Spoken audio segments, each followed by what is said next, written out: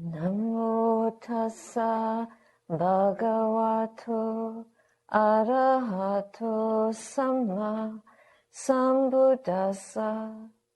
Namo tassa bhagavato arahato samma sambuddhassa.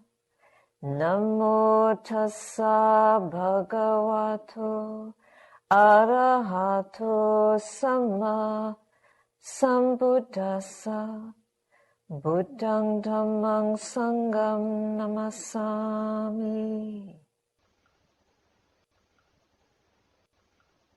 There is a wonderful teaching in the scriptures which is called the Saraniya Dhamma. The Dhammas, or those factors or aspects of reconciliation. If we are busy trying to gratify ourselves through the delights of the world and finding happiness outside of ourselves, we have really not understood the truth of this teaching. And if we're able to sit down and meditate for a few minutes, you may notice, where does peace arise? Peace arises by understanding that it's through purification of the suffering and the lack of purity within us, purification of our minds to begin with, that we can actually come to a place of reconciliation. The reconciliation, the refuge, doesn't happen by looking for something out there. So by practicing this right way of seeing, and it starts by looking at what's bothering me.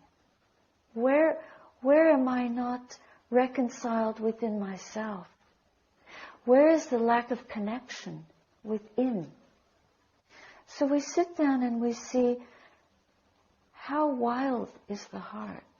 How restless, how angry, how sad, how broken, how sorrowful, how distressed. Of course, the world has all of these features in it. But where does it begin? It begins in here. And until we're able to see the origin of the suffering, that it is within us, then we can't develop that right view. That's why this meditation practice is so important. Because it's the doorway to developing true seeing. You want to know seeing, what do I have to see? It's interesting that the true seeing starts by closing our eyes. We're busy trying to get the nice glasses and we want to focus on what's outside of us. But the real reconciliation starts, take off the glasses. Can't see you very well. Take off your glasses and close your eyes. And what are you seeing?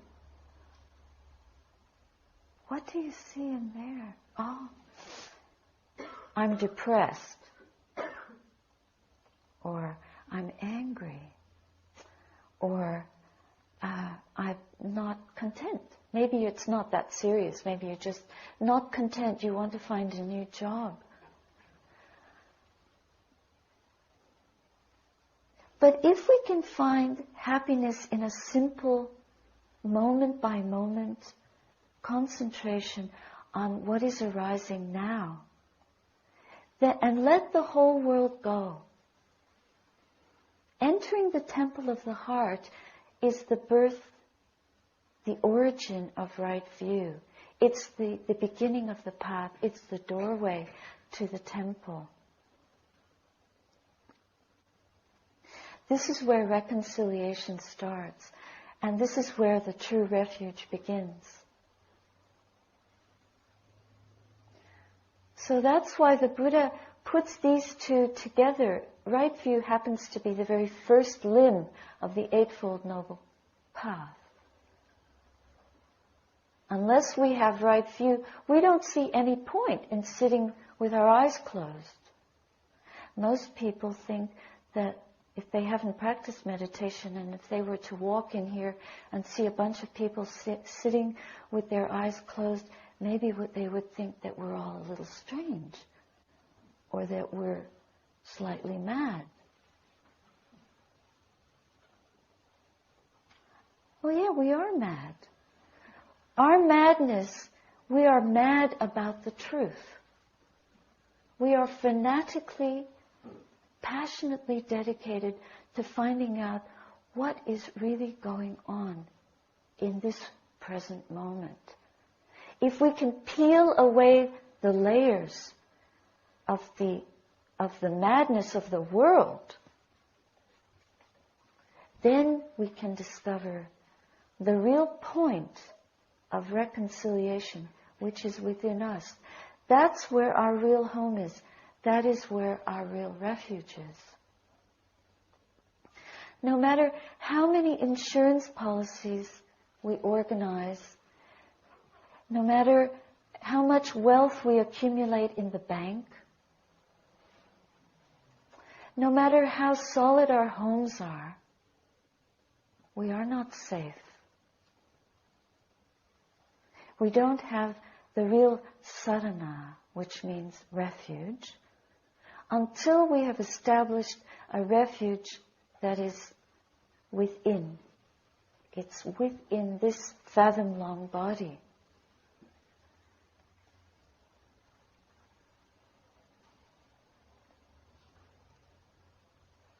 When I left the monastery 6 years ago, I wanted to try a hermetic type of life, living alone, living in solitude. And it has been for me a real test of that refuge. And these saraniya dhamma have come more alive for me than ever before. By having to spend time alone without any insurance policy of the monastery, you feel very secure. Even though we're ordained, we shave our heads and wear the robe, and we join the monastery, then we're leaving the world behind. But actually, a monastery, in Western terms, can be a very comfortable place. You have a group of wonderful companions, and you're all doing the same thing, conforming as best you can to a very high aspiration. And you're all trying your best to follow these saraniya dhamma. We've already agreed on very high principles. But as human beings, we're still falling down. That doesn't matter, because the beauty of this training and this refuge is that we always can begin again from the beginning. Forgiveness happens moment by moment. The Vinaya is not like a set of commandments, and if you disobey them, you get punished. The Vinaya is a reflection on how we're going off the path so that we can pull ourselves back on it, so that we can be reconciled to what we love. That requires constant forgiveness, so that pure love is developed as soon as we realize that there is nothing to forgive anymore. When we are so dedicated by understanding how to live in total reconciliation, there is no more need for forgiveness. We are abiding in the ultimate refuge. We're really in harmony with ourselves. So we can go around blaming the others. Your companions in the holy life or your companions in your family are just like mirrors. They're holding up a mirror to what we look like, what we sound like, what we are doing. And it can be very frightening. You might think that monks and nuns are just floating around in total harmony and peace. But actually, it's really like a melting pot. It's like a heating up like a burning. The flame, the fire is turned up so that you're really having to be at your best. That's very hard to do. And we break down and we pick each other up again. Sometimes we break each other down. Not intentionally, but we're human beings. We're always being shown where we are in the mirror.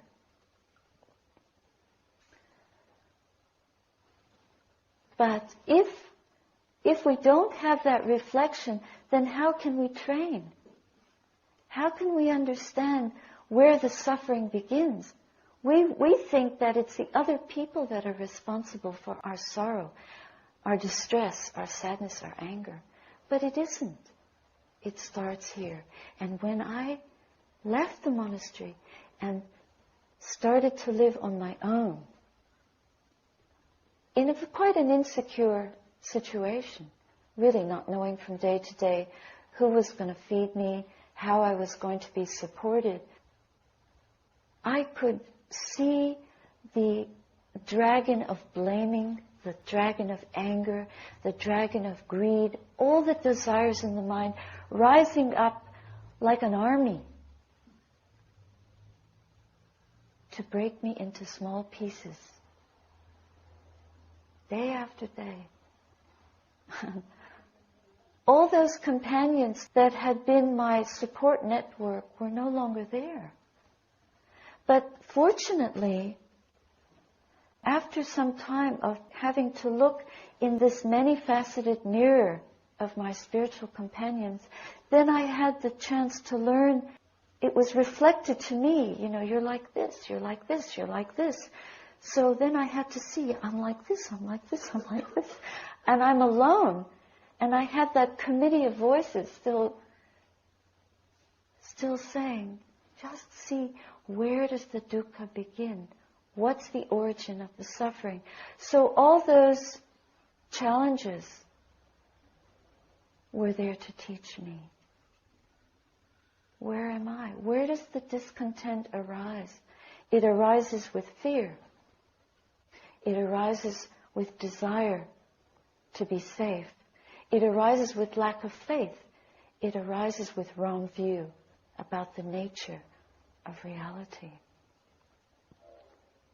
So as soon as I could practice the real refuge, take a deep breath and just see the dragon of insecurity or the dragon of my angry mind.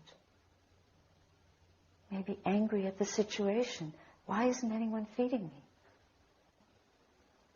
As long as I could sit and make peace with those angry voices in my own heart, that's where the real reconciliation begins. This is a personal journey for each of us. We all have to make this journey. Whether we shave our heads or live in the world, it doesn't matter.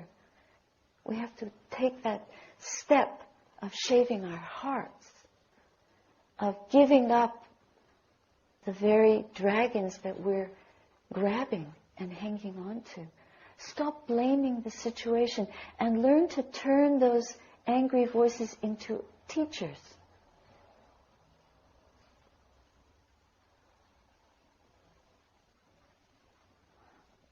So when things aren't going right, instead of saying, well, what do I have to learn here?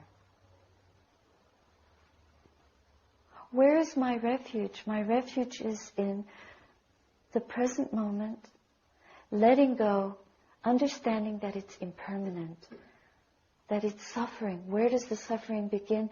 Wanting another breath, wanting the breath to be this way, to be sweet rather than sad, to be whole rather than broken, to be a beautiful meal rather than something you don't like, to be a pleasant experience rather than a painful one.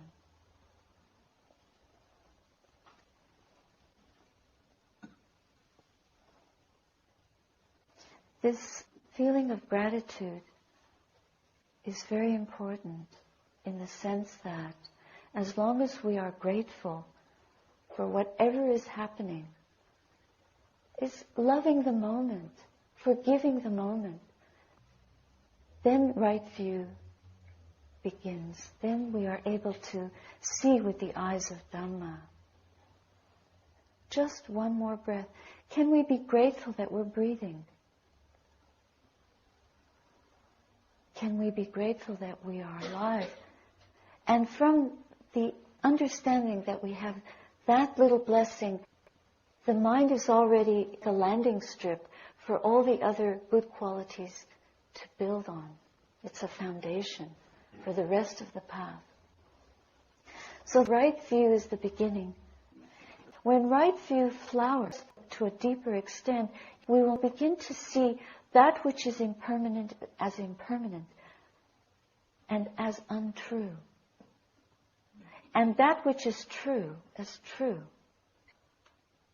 And we will never get confused again, confusing what's impermanent as permanent.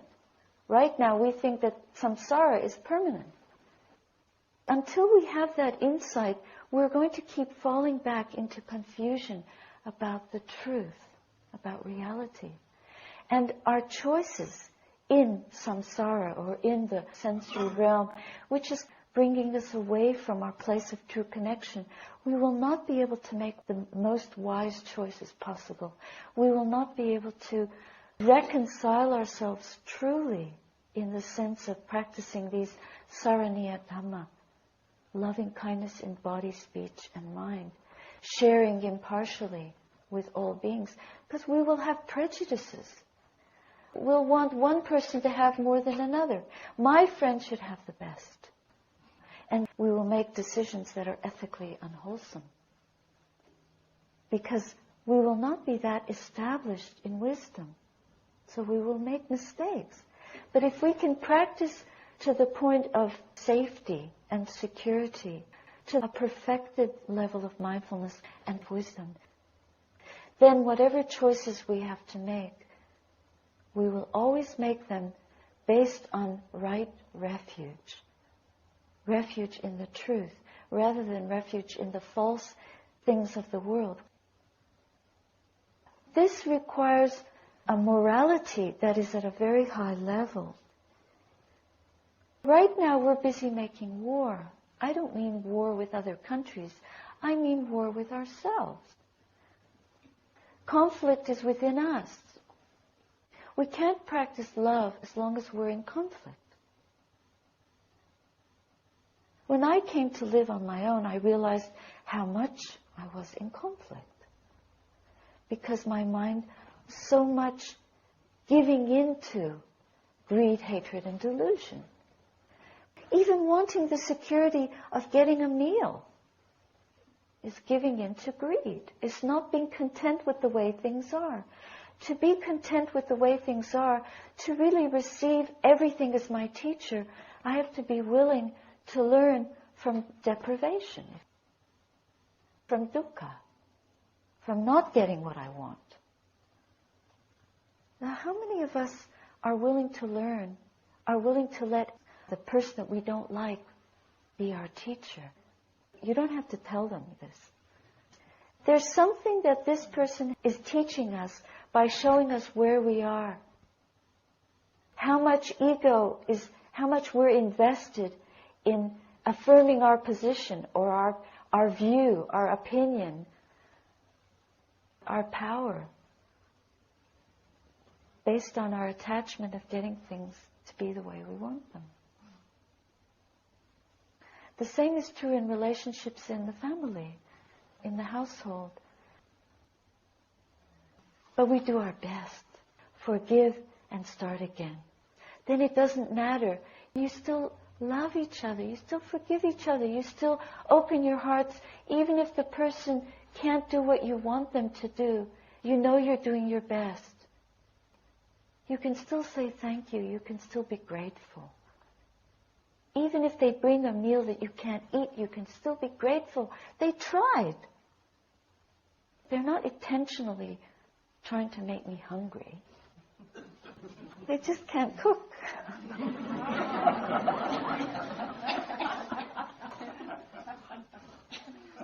And I chose to live this way, so that's the karma of being in this position. The true refuge, the true security, the true safety is not outside of you. It's always in you. Who's not making you happy? Where is the source of that unhappiness? What are we contributing to the formula? Have we been able to practice loving kindness in our actions, in our speech, in our thoughts? Maybe we can't bring a sense of loving kindness to the situation. Then we have to forgive ourselves.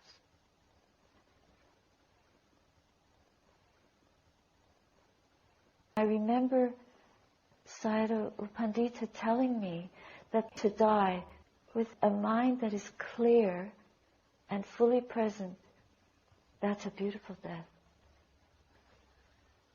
Am I ready to die? There is nothing to be afraid of as long as we're ready to die. And if we're ready to die, that means that we have died to the sham of the world, the phoniness of the world. We have let it go. We're not holding on to it anymore. We're dead to that because we're awake to what is true, what we can really trust. To penetrate to that, we have to uproot. We have to go deeply within our own experience and our own hearts to discover the treasure that's lying buried. We have to empty out all the defilements, all the burning. The world inside us is the world that is burning with the poisons of the mind. We want to vacate that and establish the real refuge. There is a brokenness out of which comes the unbroken. Nobody else can make us happy, and nobody can break our hearts.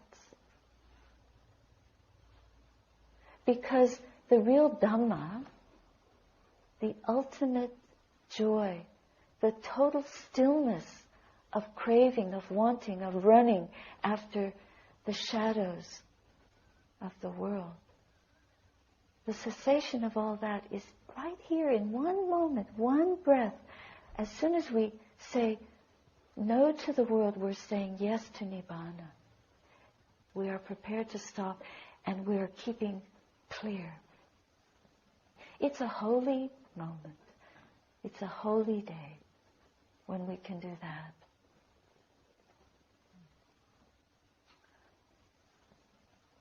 Somebody asked me, why are we nicer and polite to outsiders than family? We have to practice what's been called the moral equivalent of war. That means something that is as powerful as this impulse to be violent.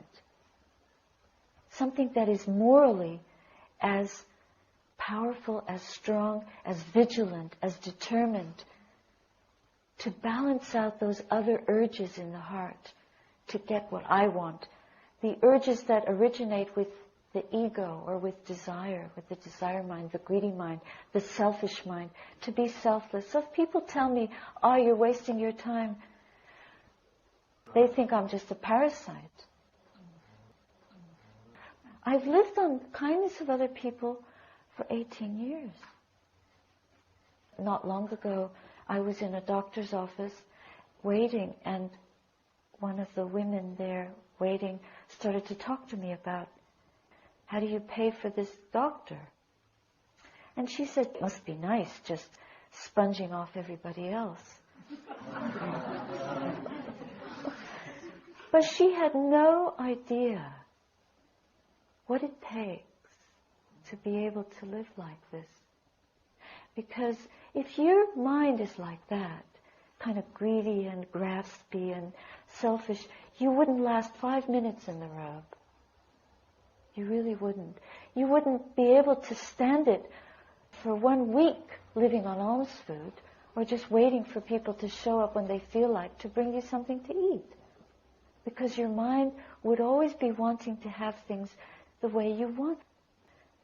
She didn't really investigate deeply the way that I live. She just made a judgment based on where she's coming from. So instead of being angry, I tried to understand that she really doesn't see the whole picture. She only sees a little piece and is translating it into her alphabet.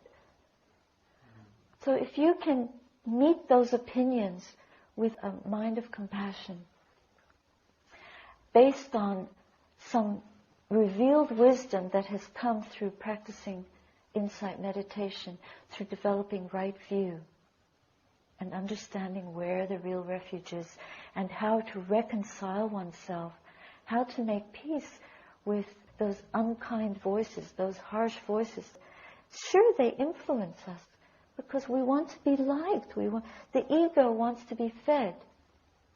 If we can meet the world with a mind that is starving the hindrances, instead of feeding the greed and the ill will towards other people, we support the quality of forgiveness, understanding, peacemaking with others.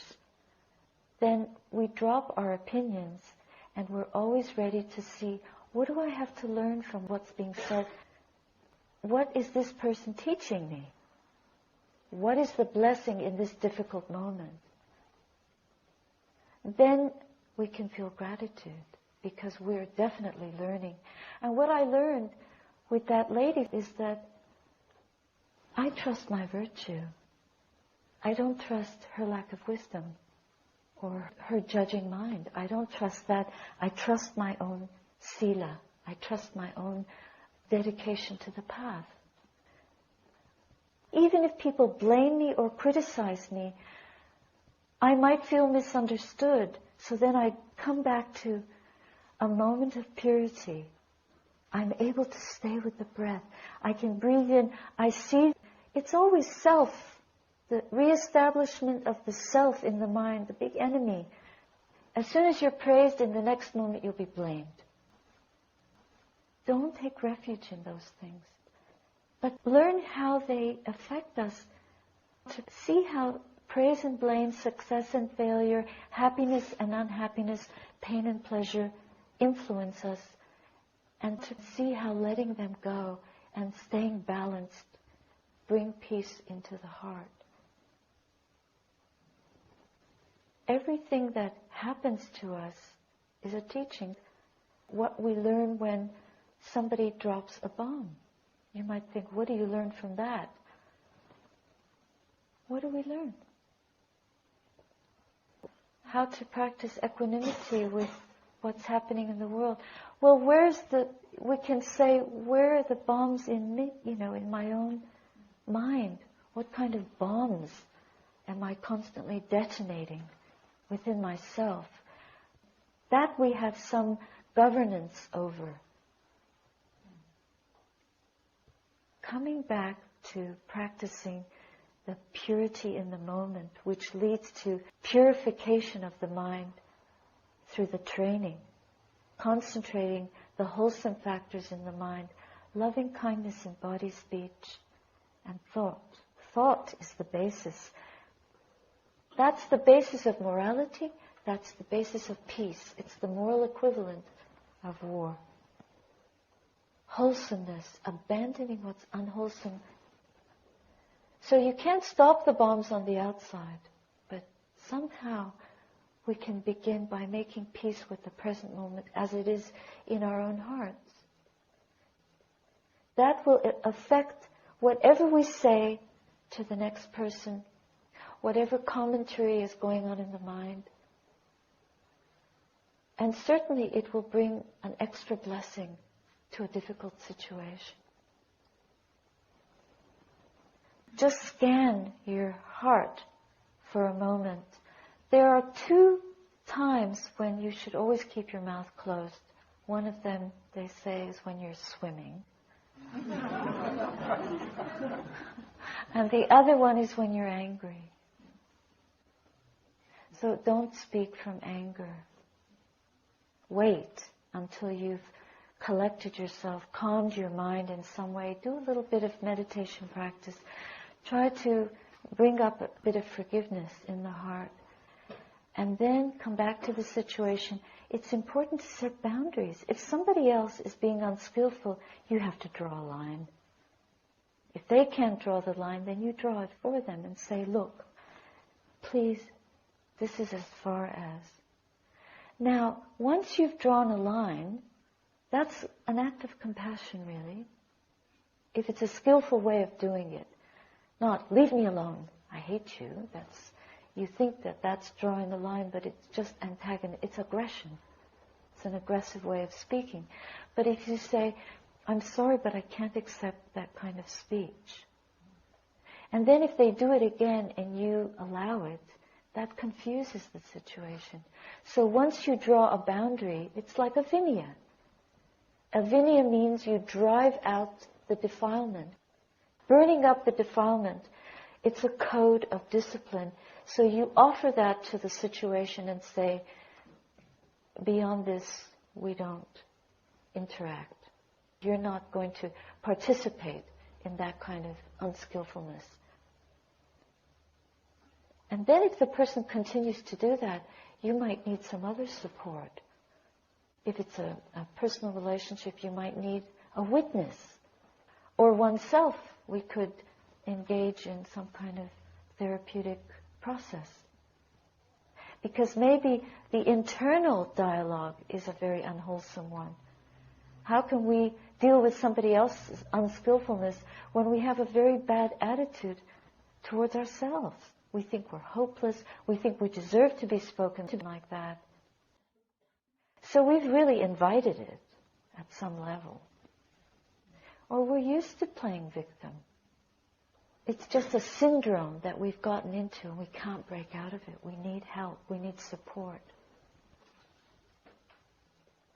Remember that when we're suffering, keep looking at what we're not doing rather than pointing out what others are failing to do. And instead of continuing not to do it, to stop and to do what we know will bring us to the state of purity, joy, and peace, instead of noticing what others are not doing. Instead of blaming somebody else for our suffering, it's your fault. Instead of blaming a situation, it's life, it's my mother, it's the government. We always look for the origin of our unhappiness in here. If we can keep doing those two things, we will really fulfill and accomplish this path to its perfection. Moment by moment, that's the practice.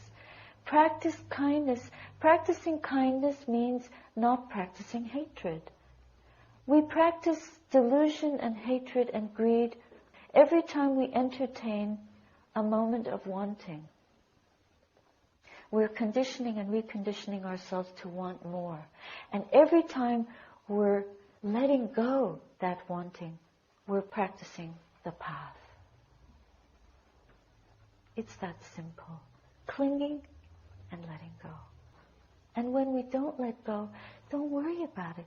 Forgive and start again. The Buddha was all compassionate. We can always begin again.